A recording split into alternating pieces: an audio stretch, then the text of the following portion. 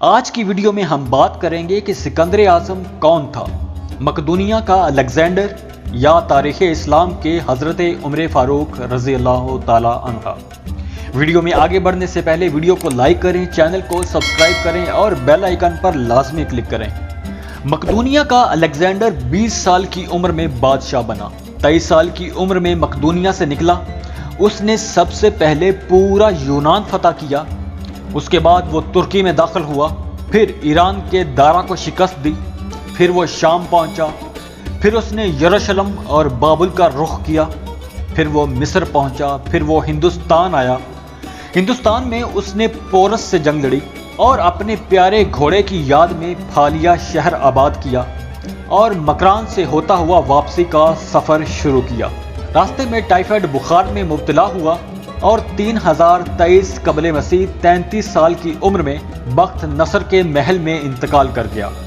دنیا کو آج تک بتایا گیا کہ وہ انسانی تاریخ کا عظیم جرنیل، فاتح اور بادشاہ تھا، اور تاریخ نے اس کے کارناموں کی وجہ سے اسے الیگزینڈر دی گریٹ کا نام دیا، اور ہم نے اسے سکندر اعظم یعنی بادشاہوں کا بادشاہ بنا دیا۔ لیکن آج 21ویں صدی میں پوری دنیا کے ریسرچرز، تاریخ دانوں سے یہ سوال ہے کہ کیا حضرت عمر فاروق کے ہوتے ہوئے الیگزینڈر کو سکندر اعظم کہلانے کا حق حاصل ہے؟ میں دنیا بھر کے تاریخ دانوں سے یہ سوال کرتا ہوں کہ سکندر اعظم اور حضرت عمر فاروق کی فتوحات اور کارناموں کا موازنہ کریں۔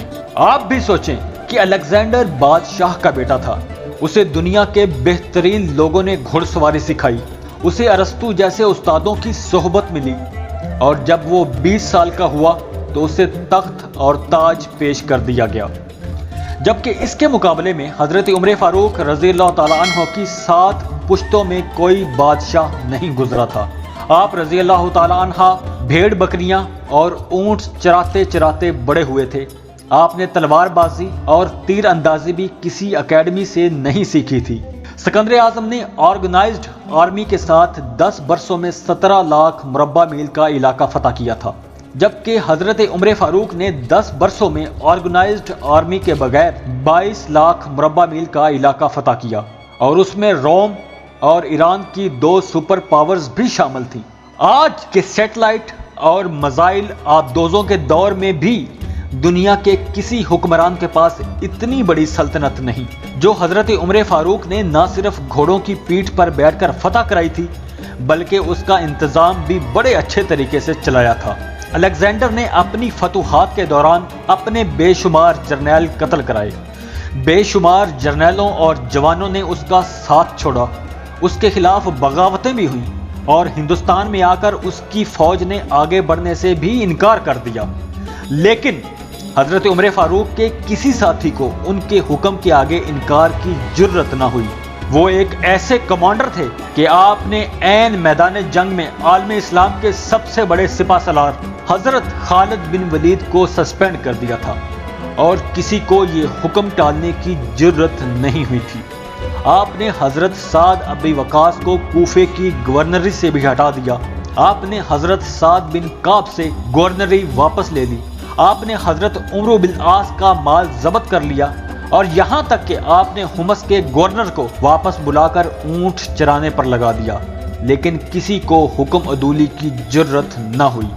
الیگزینڈر نے 17 لاکھ مربع میل کا علاقہ فتح کیا، لیکن دنیا کا کوئی نظام، کوئی سسٹم نہ دے سکا، جبکہ حضرت عمر فاروق نے دنیا کو ایسے سسٹم دیے جو آج تک پوری دنیا میں رائج ہیں۔ آج بھی یورپ میں عمر لاس کے نام سے قانون نافذ ہیں۔ آپ نے شراب نوشی کی سزا مقرر کی، سن ہجری کا اجرا کیا، جیل کا تصور دیا، مؤذنوں کی تنہائی مقرر کی، مساجد میں روشنی کا بندوبست کرایا، پولیس کا محکمہ بنایا، ایک مکمل عدالتی نظام کی بنیاد رکھی، آب پاشی کا نظام قائم کرایا، فوجی چھاونیاں بنوائیں اور فوج کا باقاعدہ محکمہ قائم کیا۔ آپ نے دنیا میں پہلی بار دودھ پیتے بچوں، معذوروں، بیواؤں اور بے آسراؤں کے وظائف مقرر کیے۔ یہی وہ قانون ہے جو پورے یورپ، امریکہ، کینیڈا اور یوکے میں نافذ ہیں۔ آپ نے دنیا میں پہلی بار حکمرانوں، سرکاری عہدیداروں اور والیوں کے اثاثے ڈکلیئر کرنے کا تصور دیا۔ جیسے آپ الیکشن کے دنوں میں دیکھتے ہو کہ الیکشن کمیشن آف پاکستان ہمارے سیاستدانوں سے ان کے اثاثے مانگتی ہے، اور پھر میڈیا میں ایک شور مچتا ہے کہ فلانے سیاستدان کے پاس اتنی جائیداد ہے لیکن اس نے کم شو کی ہے، اور یہی وہ قانون ہے جو حضرت عمر فاروق آج سے صدیوں پہلے دے کے گئے ہیں۔ حضرت عمر فاروق نے پہلی بار حکمران کلاس کی اکاؤنٹیبلٹی شروع کی۔ آپ راتوں کو تجارتی قافلوں کی چوکیداری کرتے تھے۔ آپ فرمایا کرتے تھے کہ جو حکمران عدل کرتے ہیں وہ راتوں کو بے خوف سوتے ہیں۔ آپ کا فرمان تھا کہ قوم کا سردار قوم کا سچا خادم ہوتا ہے۔ آپ کی مہر پر لکھا ہوتا تھا کہ عمر نصیحت کے لیے موت ہی کافی ہے۔ آپ کے دسترخوان پر کبھی 2 سالن نہیں رکھے گئے تھے۔ آپ زمین پر سر کے نیچے اینٹ رکھ کر سو جاتے تھے۔ آپ سفر کے دوران جہاں نیند آتی تھی آپ کسی درخت پر چادر تان کر سایہ کرتے تھے اور سو جاتے تھے، اور رات کو ننگی زمین پر دراز ہو جاتے تھے۔ آپ کے کرتے پر 14 پیوند تھے، اور ان پیوندوں میں ایک سرخ چمڑے کا پیوند بھی تھا۔ آپ موٹا کھردرا کپڑا پہنتے تھے۔ آپ کو نرم اور باریک کپڑے سے نفرت تھی۔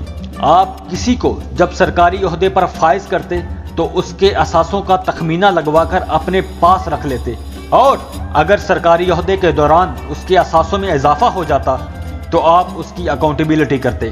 آپ جب کسی کو گورنر بناتے تو اسے نصیحت فرماتے، کبھی ترکی گھوڑے پر نہ بیٹھنا، باریک کپڑے نہ پہننا، چھنا ہوا آٹا نہ کھانا، دربان نہ رکھنا، اور کسی فریادی پر دروازہ بند نہ کرنا۔ آپ فرماتے تھے کہ ظالم کو معاف کر دینا مظلوموں پر ظلم ہے، اور حضرت عمر فاروق کا یہ فکرہ آج انسانی حقوق کے چارٹر کی حیثیت رکھتا ہے۔ آپ اسلامی دنیا کے پہلے خلیفہ تھے جنہیں امیر المومنین کا خطاب دیا گیا۔ دنیا کے تمام مذاہب کی کوئی نہ کوئی خصوصیت ہے، اسلام کی سب سے بڑی خصوصیت عدل ہے، اور حضرت عمر فاروق وہ شخصیت ہیں جو اس خصوصیت پر پورا اترتے ہیں۔ آپ کے عدل کی وجہ سے عدل دنیا میں عدل فاروقی ہو گیا۔ آپ شہادت کے وقت مقروض تھے، چنانچہ آپ کی وصیت کے مطابق آپ کا واحد مکان بیچ کر آپ کا قرضہ ادا کیا گیا، اور آپ دنیا کے واحد حکمران تھے جو یہ فرمایا کرتے تھے کہ میرے دور میں اگر فرات کے کنارے کوئی بھوکا کتا بھی مر گیا تو اس کی سزا مجھے بھگتنا ہوگی۔ آپ کے عدل کی یہ حالت تھی کہ آپ کا انتقال ہوا تو آپ کی سلطنت کے دور دراز علاقے کے ایک چرواہا بھاگتا ہوا آیا اور چیخ کر بولا، لوگو، حضرت عمر کا انتقال ہو گیا۔ لوگوں نے حیرت سے پوچھا، تم مدینہ سے ہزاروں میل دور جنگل میں ہو، تمہیں اس سانحے کی اطلاع کس نے دی؟ چرواہا بولا، جب تک حضرت عمر فاروق زندہ تھے میری بھیڑیں جنگل میں بے خوف پھرتی تھیں، اور کوئی درندہ ان کی طرف آنکھ اٹھا کر نہیں دیکھتا تھا، لیکن آج پہلی بار ایک بھیڑیا میری بھیڑ کا بچہ اٹھا کر لے گیا ہے۔ میں نے اس بھیڑیے کی جرت سے جان لیا ہے کہ آج دنیا میں حضرت عمر فاروق موجود نہیں ہیں۔